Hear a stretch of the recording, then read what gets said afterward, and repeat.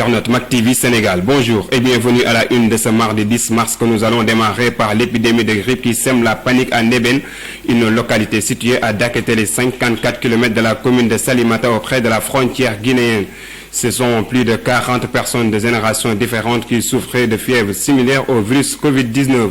Devant l'inquiétude des habitants, les autorités sanitaires de la commune se sont déployées sur les lieux pour étudier la situation.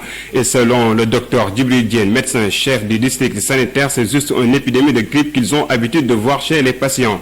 À noter que des prélèvements ont été effectués et acheminé à l'Institut Pasteur de Dakar pour des examens plus approfondis. La France remercie le Sénégal pour avoir soigné son fils qui a été atteint par le coronavirus à travers le cabinet du ministre de la Santé française.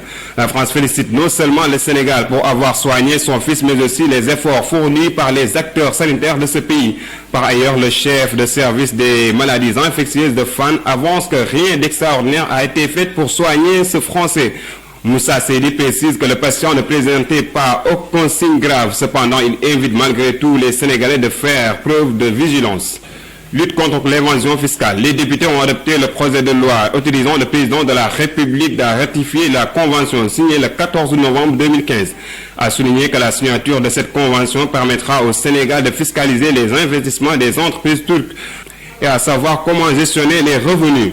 Mais aussi la ratification permet l'administration sénégalaise en cas de manquement de pouvoir demander l'administration turque de l'appuyer pour les recouvrements de certains impôts. Abdoulaye Diouf Sarr intervenait à une rencontre d'échange sur le dispositif de lutte contre le Covid-19 mis en place depuis 15 janvier 2020 ici au Sénégal. La rencontre a eu lieu au Grand Théâtre Doudou Ndiaye Coumba Rose de Dakar, aux présences de son homologue Abdoulaye Diouf et plusieurs d'autres artistes. Et nous terminons avec un autre drame à Thiès. Un homme âgé d'une cinquantaine d'années a été trouvé pendu dans le village de Kerdembandoui, dans la commune de Fandène. Selon l'APS, l'homme marié de père de 8 enfants a été trouvé pendu dans la matinée du lundi par les éléments de la gendarmerie de la brigade des sapeurs-pompiers de Thiès. L'homme en question n'a pas laissé aucun message selon la source qui précise que le corps sans vie a été déposé au morgue de l'hôpital régional Ahmadou Sahir Ndiéguène par les éléments de la brigade nationale des sapeurs-pompiers de Thiès. Et c'est cet élément qui met fin à cette édition. Merci de nous avoir suivis sur Mac TV Sénégal et bonne suite de programme.